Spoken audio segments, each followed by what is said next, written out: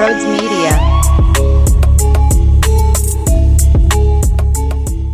And speaking of the fans erupting, they definitely targeted someone by the name of Tobias Harris. And Dan Burke mentioned it after the game. Joel Embiid mentioned it after the game. And Tobias Harris is normally one of those guys where you don't see too much emotion pour out of him, but you could tell that he was fired up and disgusted with the way that the fans were treating him. And to be honest with you, like, he's a good guy, and I think that's something that we consistently say about him, which feels different. Like, it feels different when you're speaking about somebody who you know isn't an asshole, right? He's not a douchebag. He's not a terrible human being. If anything, he's the complete opposite. So when people fail who you respect and who you look at as, you know, someone that you would want your kids to look up to, like Tobias has that type of personality where he's a very respectful individual. He goes about his business the right way. He's a good human being with a good heart. But when they fail and you get on them, there's like a different persona around it. But here's reality of the situation.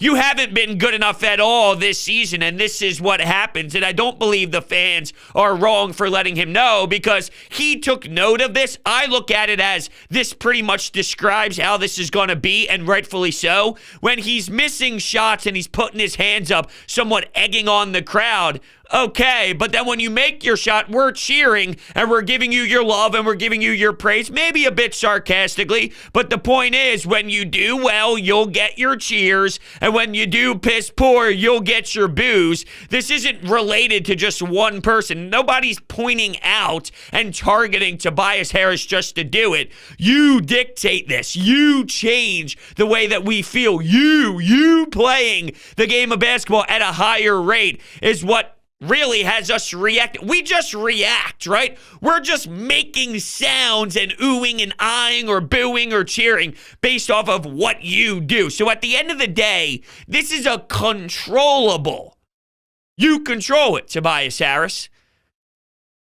I don't know if he believes that he's in a different territory and he's in a different tier that doesn't deserve that level of criticism. But at the end of the day, you're not holding your end up of the bargain. And it's not as if he's playing okay and people are expecting more from him and demanding him to be something that's elite and special. You're barely serviceable at this point. So I think once you play that poorly for this long of a stretch, then it's very fair. You want to say he sucks, you want to say he's poor and piss poor. You know, I've been stressing this for a while now. He's not as bad as what he's showing. He's not worth the money, and we know that. But you're barely even serviceable now. Like, that is so far down the unacceptable level where I don't know how you, and I'm not saying it's easy, right? I'm sure it's very difficult to be trying your best to play better and you failing and falling flat on your face, and then your hometown team is letting you know you blow and you suck right now and you've been horrendous for a significant amount of time. So I'm sure it's not easy. If we put himself in his shoes, I mean, I'm going to be 1,000% honest, I wouldn't love it, and I'd probably have a tough time holding back my emotions because I'm an emotional guy.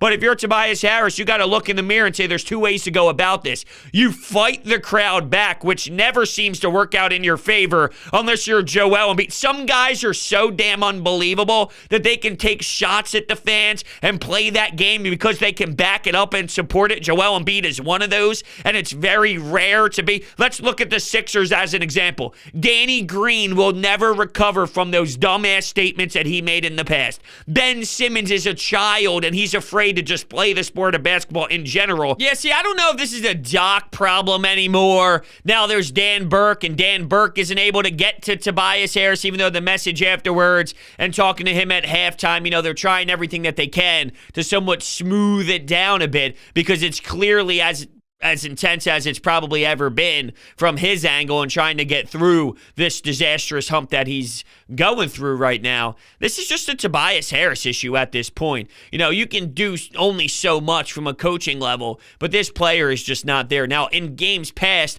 I gave him some credit for, if you can't knock down your specific shots, just drive, get fouled, see the ball go through the hoop. But he's mixing that in too much with just awful takes and going out of control to the rack and just bad, ugly-looking layups and missed bunnies.